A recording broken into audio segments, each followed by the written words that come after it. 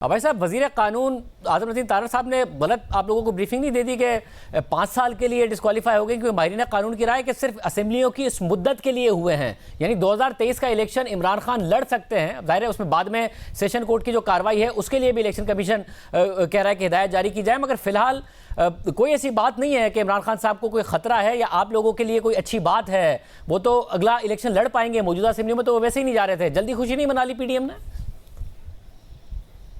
नहीं, खुशी की इसमें कोई बात नहीं है। मैं इसको खुशी की बात नहीं समझता कि एक आदमी जो मुल्क का वज़ीर आज़म हो और वज़ीर आज़म होते हुए वो गलत बयानी करे, अपने जो असासों के कागजात हैं उसमें गलत बयानी करे, बातें छुपाए और मिसलीड करने की कोशिश करे इलेक्शन कमीशन को। ये तो बड़े अफसोस की बात है, इसमें खुशी की क्या बात है।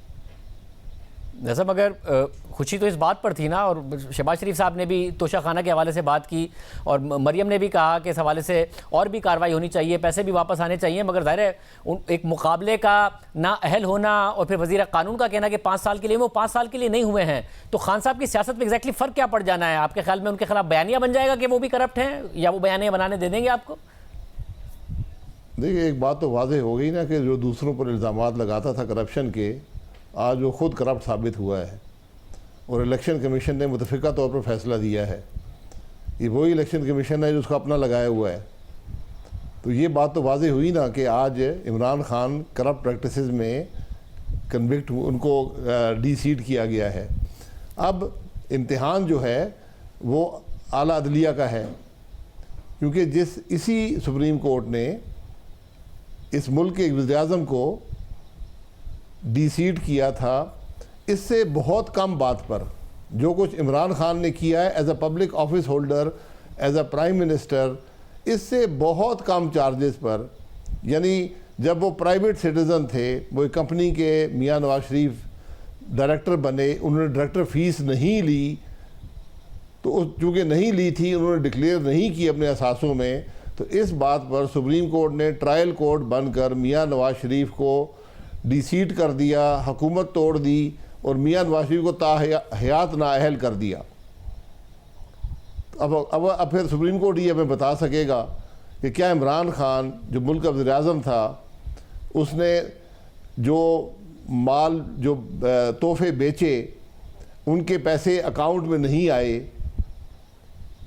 और कहा कि आए हैं, वहाँ पर वो छुपाए, मिसलीड किया इलेक्शन कमीशन को, झूठ बोला, और अब इलेक्शन कमीशन ने उनको करप्ट प्रैक्टिसेस का मुर्तकिब करार दिया है।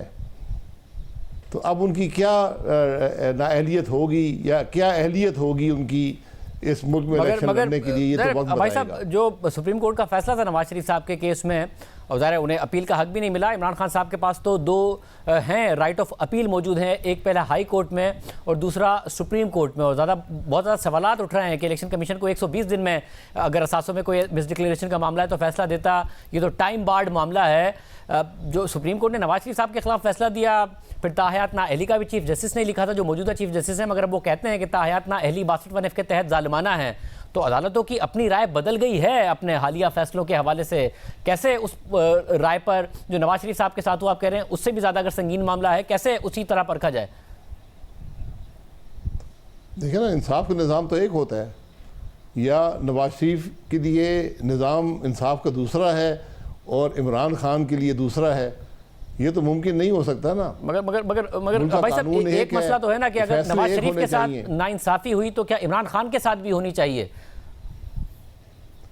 अगर नहीं हुई नाइंसाफ़ी, अगर उन्होंने नहीं छुपाया तो बिल्कुल उनको आप रिलीफ दे सकते हैं।